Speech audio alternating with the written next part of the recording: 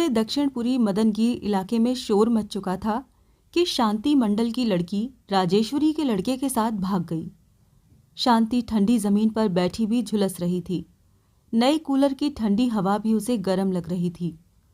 वो सूनी आंखों से खुले दरवाजे को ताक रही थी कि अभी शायद शर्मिला रोज की तरह आकर कहे, ये सब झूठ है माँ। मगर शाम के 7 बज गए थे। दिया बाती का समय हो गया था। शांति सोचने लगी, अब तो क्या आएगी। राम रतन मंडल 3 बेटियां शांति की छाती पर लादकर गांव से दूर भाग गया था। किसी ने कहा कोलकाता भाग गया, किसी ने कहा मुंबई भाग गया, किसी ने कहा दिल्ली में है। जहां जहां रिश्तेदार थे, शांति चिट्ठियां भेजती रही। उड़ती उड़ती खबर मिली कि राम रतन ने दूसरी औरत रख ली है। उसके 2 बेटे भी हैं। वो अब ट्रक चलाता है। शांति ने उसे शहर शहर ढूंढा, पर वो भगोड़ा कहीं नहीं मिला। गांव में छोटा सा घर था और साझे की जमीन छल्ला तक नहीं बचा। सारा जेवर सेठ साहूकारों के पास चला गया। तीनों लड़कियों को लेकर तब वो दिल्ली में रहने लगी। वहां कुछ न कुछ काम मिल जाता था। गांव व बिरादरी के लोगों ने झुग्गी डालने में उसकी मदद की। गाड़ी चल निकली। एक दिन शांति के पैरों को कुछ हो गया। खैराती अस्पताल की गोलियों से ठीक न हुआ। वो एक डॉक्टर के घर भी झाड़ू पोछा करती थी। उसके इंजेक्शन भी काम न आए। बड़ी लड़की जवान होती जा रही थी। उसके सब कपड़े छोटे हो गए थे। कभी कभी वो घर में शांति की साड़ी भी लपेट लेती तो बहुत सयानी लगती। शांति डरती रहती थी कि यदि उसे खुद को कुछ हो गया तो वो क्या करेगी। पैर नहीं चले तो वो सबका पेट कैसे भरेगी। फिर तीनों भी बच्चियां थीं। झुग्गियों में द्वारिका भी रहता था। वो रिश्ते में राम रतन की मौसी का लड़का यानी भाई लगता था। द्वारिका की जमीन चाचा ताऊ हड़प गए थे। उसे घर से खदेड़ दिया था।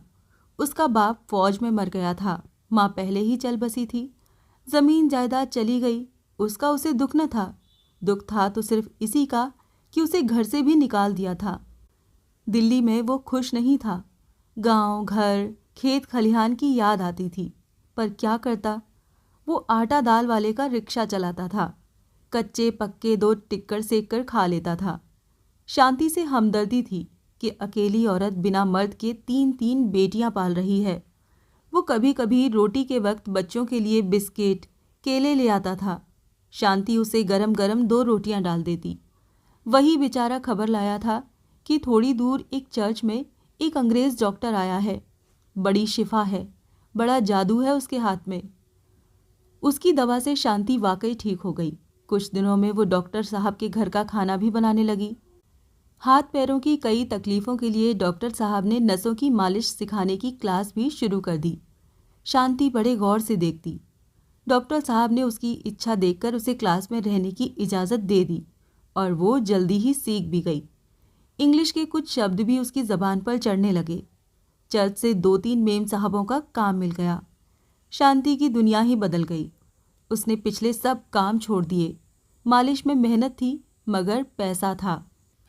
पर हाय, क्या काम आया वो पैसा। कैसा भी मौसम हो, कभी 4-5 तो कभी 6-7 घरों में भागती फिरती। उसे बसों के नंबर कुछ रट गए। नए पुराने इलाके, गली मोहल्ले कॉलोनी बाग उसने सब देख लिए। शाम हो जाती तो द्वारिका झुग्गी के बाहर पालतू जानवर की तरह पहरा देता। डॉक्टर तो विदेश चला गया।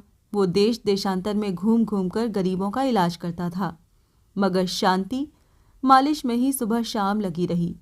बड़ी बड़ी कोठियों की मेम साहबें उसे मुंह मांगा पैसा और खुश होकर इनाम भी देती। रोटी पानी बड़ी लड़की कांता करने लगी थी। बीच की बेटी रानी भी बड़ी हो चली। शांति को तो खाने का लालच ही न था, सो कुछ फल मिठाई जो कुछ भी कोठियों से मिलता उसे वो इन्हीं बढ़ती हुई लड़कियों के लिए थैले में भर लाती। इलाके के सभी झुग्गी वालों को दक्षिणपुरी मदनगीर में फ्लैट मिल गए। छोटे छोटे पक्के घर बन गए। शांति के केशों में कहीं कहीं सफ़ेदी चमकने लगी, मगर फुर्ती और भी बढ़ गई। कई अमेरिकी, कोरियाई और जापानी महिलाओं का भी उसे काम मिलने लगा। पैसे चौगुने हो गए। वो ज़्यादातर घर से बाहर रहने लगी। पास में ही कपड़ों की फैक्ट्री थी। कांता जिद करने लगी कि और लड़कियां भी जा रही हैं तो वो भी उसमें काज बटन का काम करेगी। बहुत मना करने पर भी न मानी तो उसने उसे द्वारिका के साथ भेज दिया।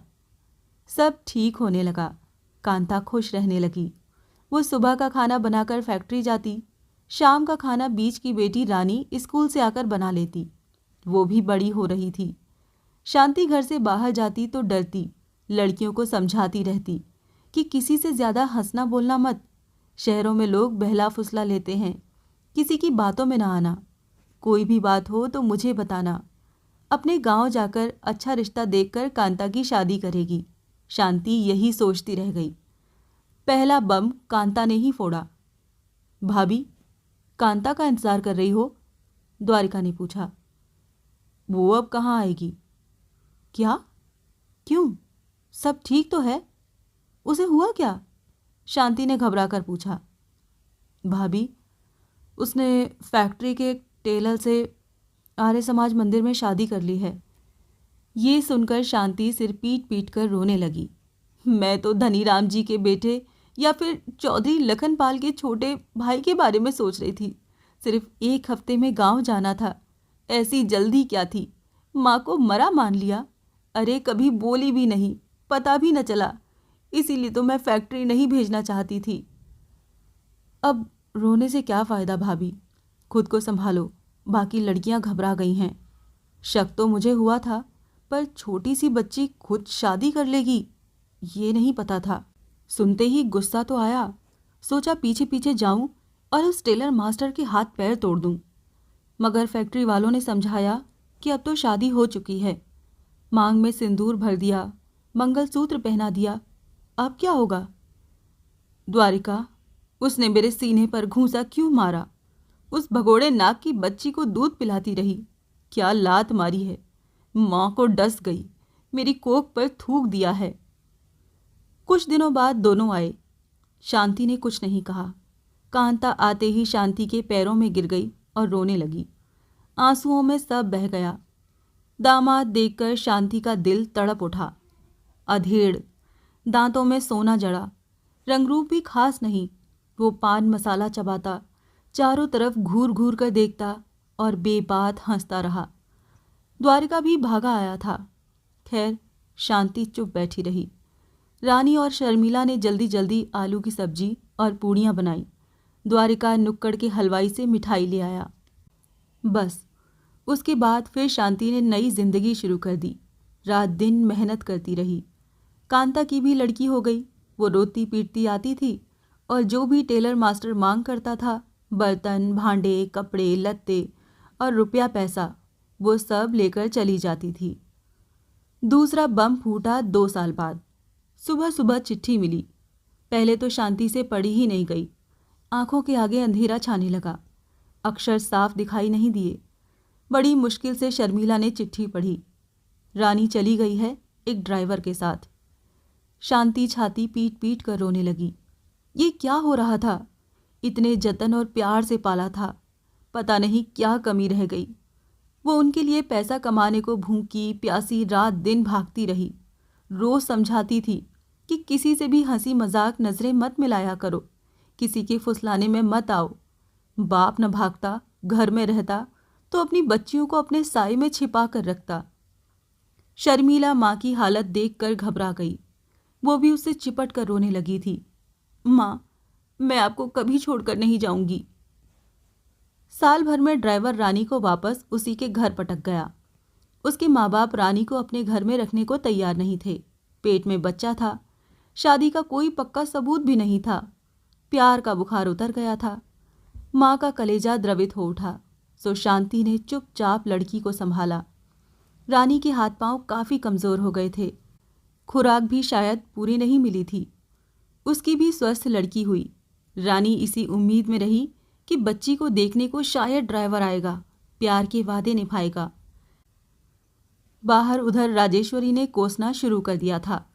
छिनाल को मेरा ही घर मिला था, मेरे घनश्याम को भगा दिया। भोला भाला घनश्याम, अरे पुरखे उसे कोस रहे होंगे। बुढ़ी चालू है, 2 पहले भगा दी और अब मेरे घर डाका डाल दिया। खुद घर घर घूमती है, लड़कियों को खुला छोड़ रखा है। अरे मेरा बेटा लौटा दे, अरे बाहर निकल। शांति दरवाजे पर सिर झुकाए हुए द्वारिका को देखकर सोचने लगी कि अगर किसी ने साथ निभाया है तो इसी बेचारे ने। मैंने कभी इसे अपना नहीं समझा। जब से राम रतन भागा था और वो भटकती हुई दिल्ली आई थी, यही बेचारा सुख दुख में हमेशा काम आया। 5-6 साल छोटा है तो क्या हुआ, बाहर अलग मकान में क्यों रहेगा? इसे यहीं बुला लेना चाहिए। शायद घर के अंदर रहता तो लड़कियां भी काबू में रहती, आलतू फालतू लोगों के साथ न भागती। फिर बोली, द्वारिका अंदर आ जाओ। जो हुआ सो हुआ, अब क्या करूं? अकेले मुझसे कुछ संभाला नहीं जाता, मैं थक गई हूं। अंदर आकर द्वारिका शांति के चरणों में एकदम झुक गया। उसके आंसू उमड़ आए। बोला, भाभी तुम अकेली नहीं हो, हम हैं ना। आपने मुझे भी इतना सहारा दिया है, अपना समझा। अब मैं आपकी सेवा के लिए बहू भी ले आया हूँ। अगली अष्टमी को मुहूर्त निकला है। वो आपकी बहुत इज्जत करती है, पैर दबाएगी, सिर में तेल डालेगी। अरे पार्वती, भीतर आ जा। डर के मारे झोड़ी में ही बैठी है। ये सुनकर शांति की आंखें फटी की फटी रह गईं। दरवाजे से चिकनी सांवली अल्हड़ सी एक औरत घुसी और उसने पसीने की गीली हथेलियों से शांति के पैर छुए। शांति उसे आशीर्वाद भी न दे सकी, गुमसुम सी हो गई। फिर बुदबुदाई, द्वारिका तू भी? इतने में लाल जोड़े में सजी शर्मिला आ गई। साथ में खिलखिलाता घनश्याम भी था। शर्मिला बोली, लो माँ, हमें भी आशीर्वाद दे दो। मैं आ गई। मैंने आपसे कहा था ना कि मैं आपको छोड़कर कहीं नहीं जाऊंगी, आपके घर के सामने ही रहूंगी और आती जाती रहूंगी। रोना मत माँ। फिर वो घनश्याम की ओर मुखातिब होकर बोली, माँ के पैर छुओ। तभी बाहर एक गाड़ी रुकी और झेंपता शर्माता रानी का ड्राइवर पति भी अपनी लड़की को देखने आ गया। वो लड़की से मिलने का मोह नहीं छोड़ सका। धीरे धीरे पत्थर बनी शांति में ममता का सागर हिलोरे मारने लगा।